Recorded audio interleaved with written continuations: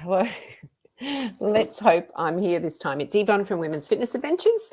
Thank you for coming to me, second time trying for Monday Night Live. So thank you for joining me. Had a bit of a stop-start with some technology, just some things I forgot to do to get the live stream started. So thank you for chiming in tonight. I've got some great things that I want to talk about. I'd like to talk about third space, and hopefully you'll come away thinking about what your third space is. I also want to talk about something called the Simmering Load.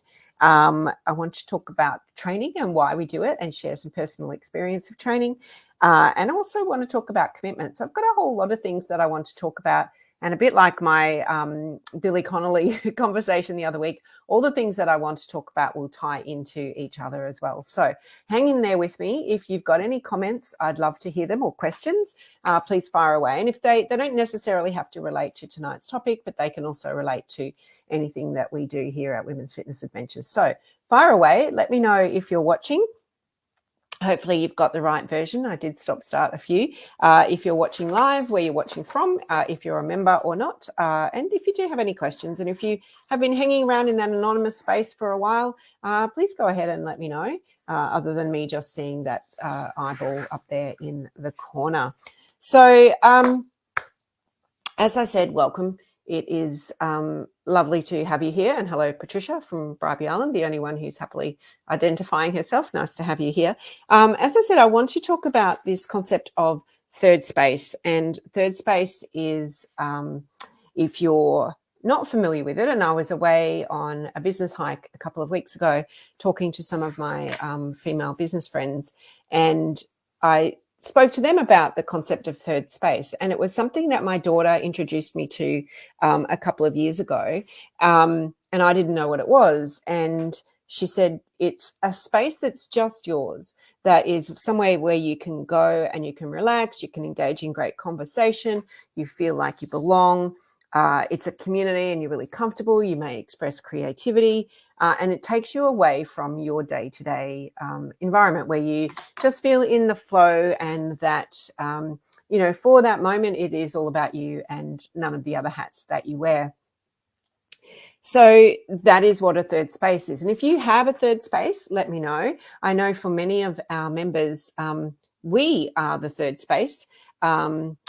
Because it is that opportunity to not be, it's not home, it's not work, or whatever work means to you, whether work is your retirement, whether work is work, that other place or carer, or whatever it might be. It is that space. The third space is something that is just for you. And that's something that everybody needs. And I wasn't really, as I said, aware of it till my daughter explained it. But I did have, in effect, a third space of my own. And it's when that third space gets taken away, which is something that happened during the pandemic as well. We didn't have that third space that we could go to that was our very own. So I think it's really important to think about what is your third space, and what does it give you that your other two spaces don't. And you can have more than you can have a fourth space, but it's then, we're all stretched pretty thinly anyway. But the third space is that space that's uniquely yours. So if you're watching, let me know. If you have a third space, I'd love to hear what that third space is. And I am aware that there is a delay as well. So hello, Sandra. Lovely to have you. Hello, Kerry. Hello, Margaret up in Cairns. Leanne from Adelaide. We're all over the place. Christine from over near Broome, Roebuck near Broome. And Chrissy from Redcliffe. So we are literally across the whole country tonight, which is awesome. So the third space, and I know lots of members talk to us and say that we are their third space. It's that little moment of time where they can go and, whether it's here online, or whether it is, doing something in person, or with the members and friends that you have created since you joined our community. But that is your third space. That is not home and all the things you do at home. Even though we might relax at home, it is not home. And it is not, our workplace or our caring place or all those other places. It is that place that is just about you, where you can show up and you can share a little, or you can share a lot, or you can share nothing at all. And you'll still feel valued. You'll still feel connected. You'll still feel that you can have a conversation without really having to, be anyone else but yourself. And so I think that third space is really important. And that third space brings me to the ability of being in that comfortable environment where you feel it's okay to have certain conversations. And, when you find that group, when you find that community that gives you that level of comfort where you're happy to share however much you want to share, you really find out that you're not the only one who feels that way. And for example, we were out hiking this morning, and I'll talk about training in a little while, but I've been training for this run that I've got coming up. And I got to the top of the hill and I said, does anyone else feel tired today, or is it just me? And everyone said, oh, thank goodness you said that, because we all feel tired too.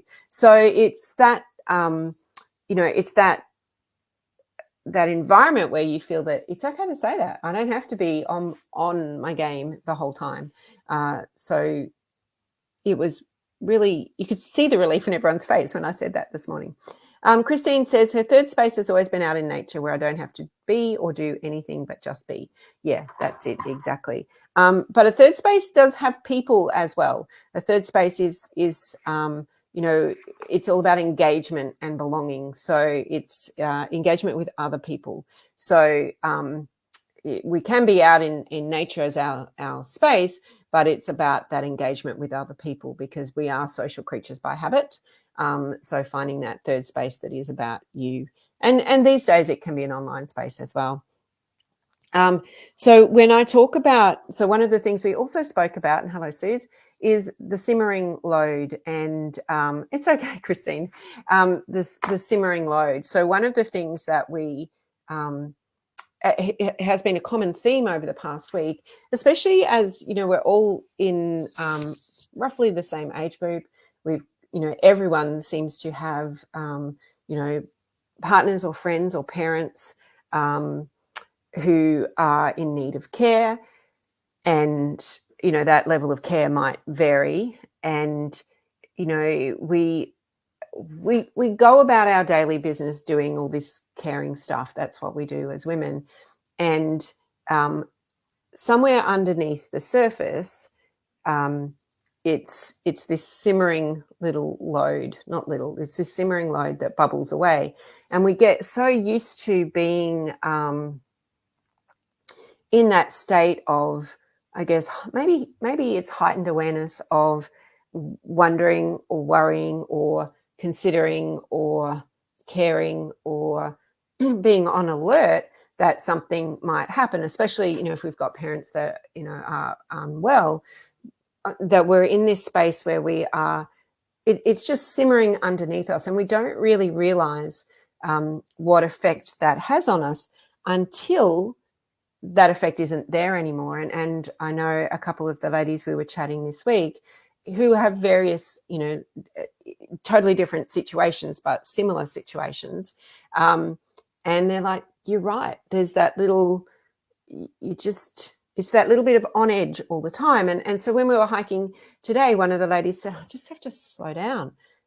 Well, actually, I just have to stop for a bit. She said, I didn't realize that just how much I was trying to process mentally and how that's now taken out on me physically. And it wasn't until I was walking today in her third space that she realized that this simmering load that happens, subliminally. Most of us aren't aware till we don't have it anymore. So that simmering load that takes a toll physically, emotionally, and time-wise on us.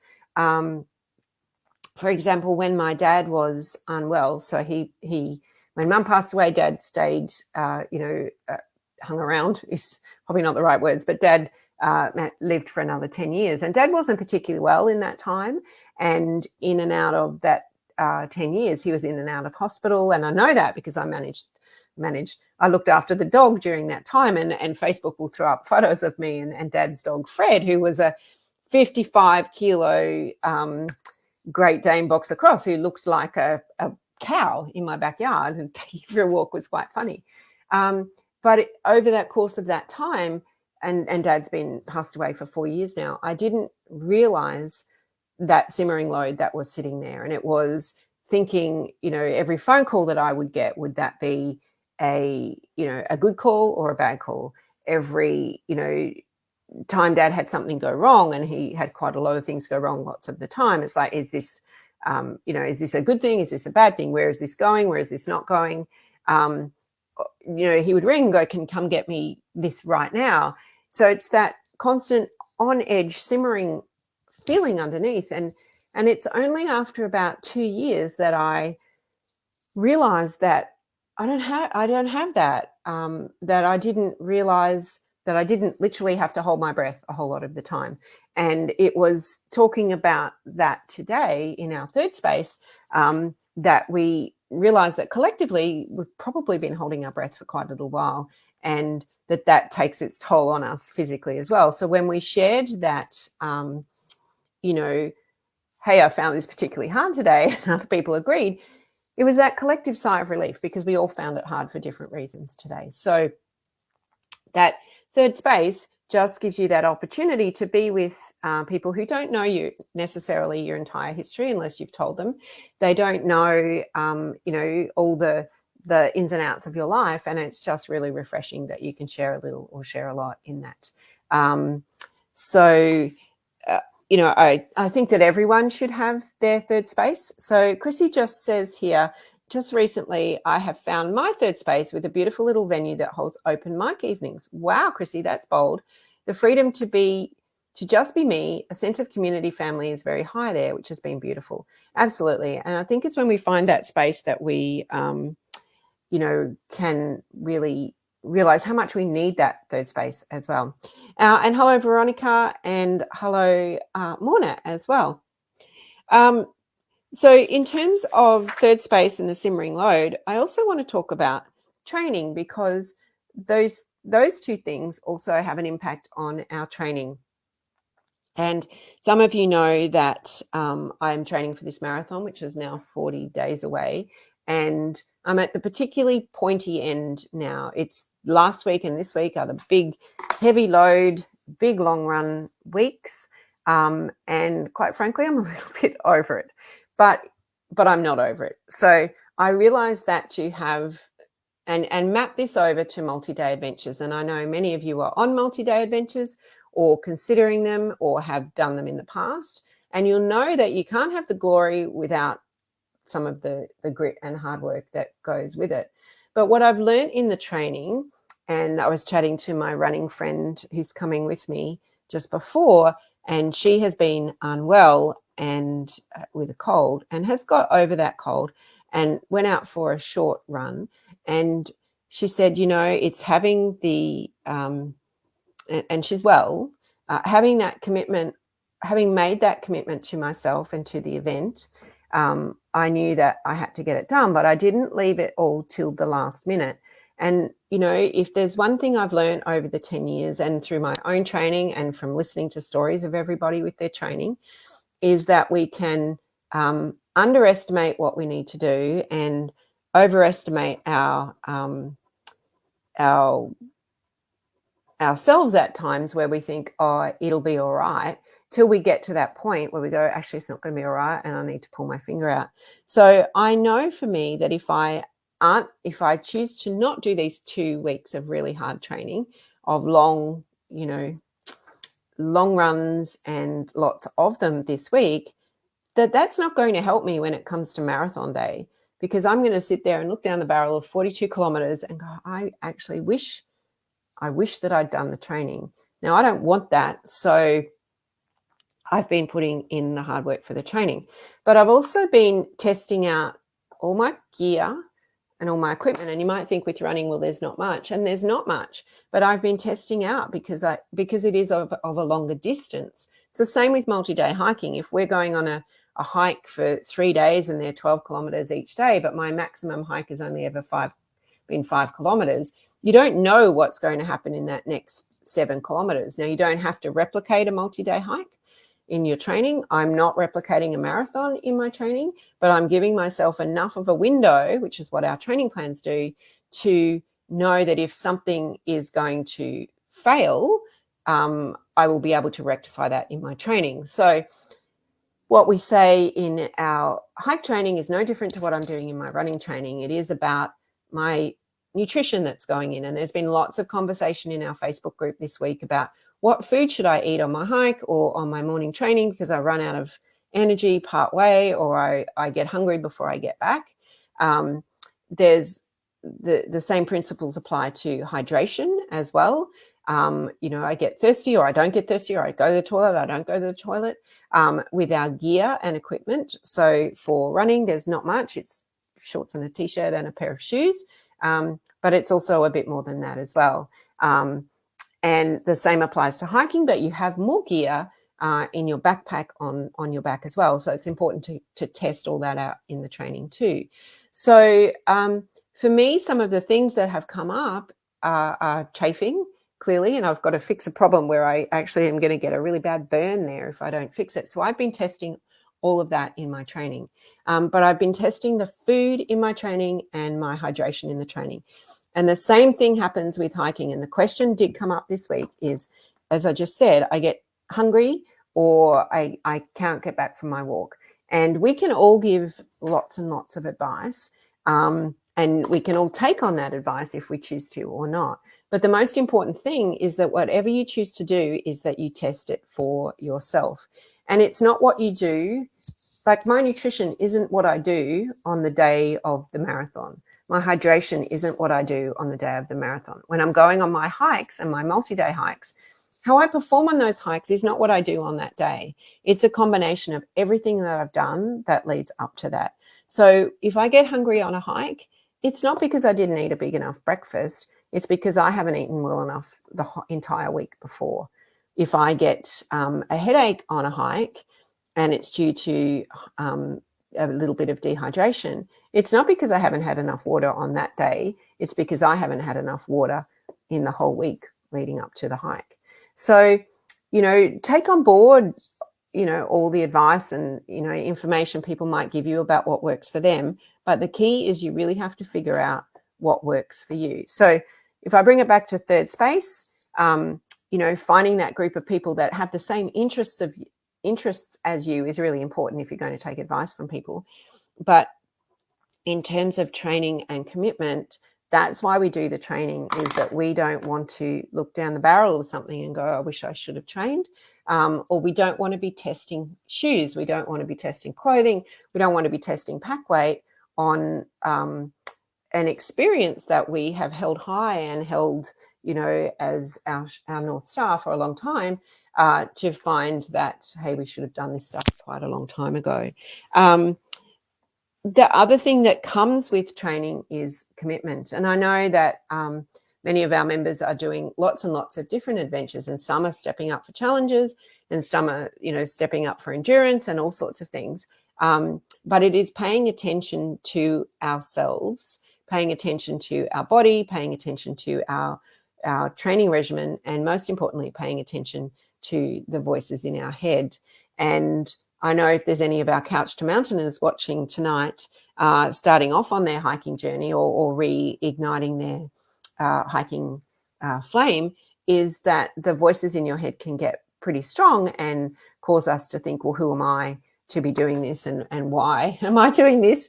And I'm not good enough to do this. And that feeling doesn't really ever go away.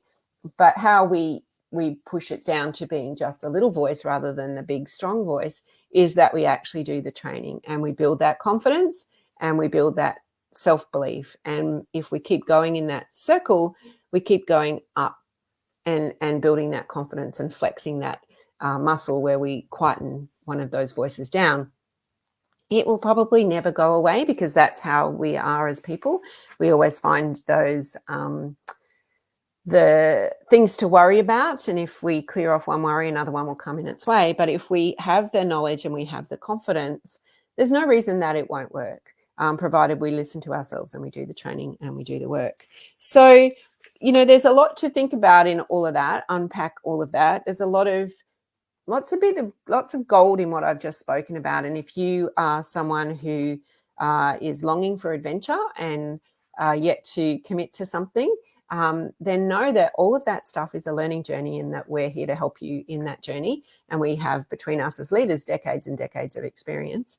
If you're already on an adventure and you want some more support around your adventure and some guidance, then we're here for that, but we can also point you to the amazing masterclasses that we have. And I keep referring everyone back to the nutrition masterclass that we did with the dietitian not that long ago, because that talks about the food and fueling ourselves, over the course of the week, not just the course of our adventure.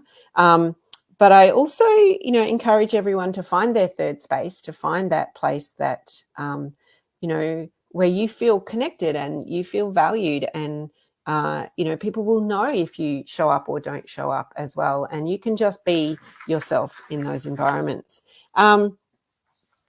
So I'd also like to, while we're here, just touch on a couple of adventures that we've got coming up that you might think, oh, I'd like to do that, but I'm not sure. And we spoke about at Showcase. There's 3 adventures for next year. One is the Tarkine in Tasmania, and it's just before Australia Day. So it's January, it's school holidays. It is prime Tasmanian time. And the Tarkine is just this beautiful space. Not many spaces like that left in the world in Tasmania. It's an introductory level hike. So if you've never done any multi-day hiking before and would like to do this in Tasmania, then this is one for you. It's cabin style accommodation. It's day pack only hiking. The day is split up into parts. So there's morning and afternoon options as well. And it's our 3rd time to the Tarkine. So if you're interested in going, then, just drop me a note here and I can send you a link.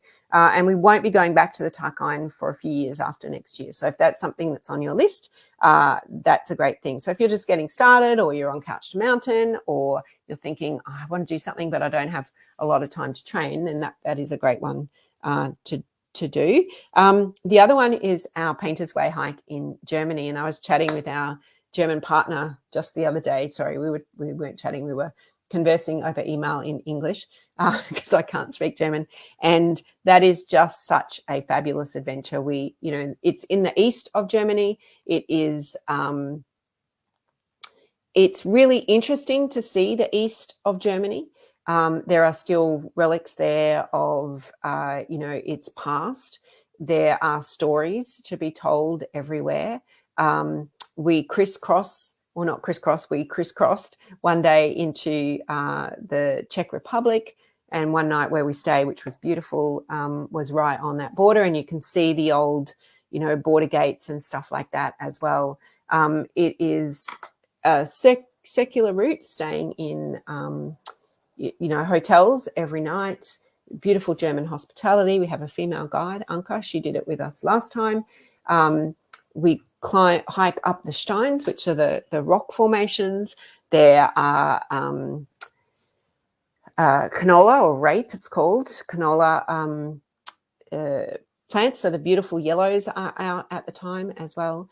And it is just a fabulous hike. It is 128 kilometres in total, but fabulous in so many ways. The history that you will learn, the Königstein Fortress is just phenomenal.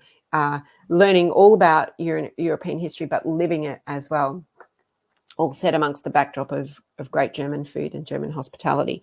And then there's our India hike, Best of India in March. Now, if you've ever wanted to go to India and thought, well, maybe I do, but I don't want to go alone, then India is the one to jump onto. It is introductory level again. It is staying in nice accommodation. And Germany's nice too. It is en-suited as well, day pack only hiking, and a combination of hiking and sightseeing as well. So it's fully guided and escorted, so never left alone. It's all private transfers. And we get to hike. It's low level hiking, so there's nothing, no high level, no difficulty in the hiking, introductory level. So around, 12 kilometers a day of hiking, but also lots of sights as well. And then on the end of it, we have the true sightseeing, where we go to the Taj Mahal and we do yoga at the Taj Mahal. We are also there for the Holi Festival. And on the last night, it is the Colour Festival. And the Colour Festival is where everyone is throwing all those colours at each other. So it is pretty phenomenal event to finish on as well. So India is in March. And there are still some places available on that one if you are interested. So drop us a line, and if you'd like to know more, we can certainly arrange to have a chat with you as well. But all of those adventures, everything I've spoken about, the adventures, the training, the commitment, the third space, the simmering load, you know, on a multi-day adventure, all of those things come together. It is the third space. It is about the combination of the training. It is that ability to have those great conversations together and to share a little or to share a lot as well. And, you know, for many of our members who, when I talk about third space, they say, hey, Yvonne, you are Women's Fitness Adventures is our third space, and we don't know what we would do without it. So that is concept of third space. If you would like to make a comment about your third space, or if the concept is totally new to you and you go, hey, I've never heard of that before, as I hadn't till a couple of years ago, I'd love to hear that too, because there's lots we can learn from our young people, as in my daughter at that time, who told me about that. So that is it for Monday Night Live for tonight. Thank you so much for tuning in. I will be back next Monday, and hope that you are well. Thanks, Jane. Hope that you are well, and oh, hi, Chantel, and look forward to catching up with you next week. Thank you.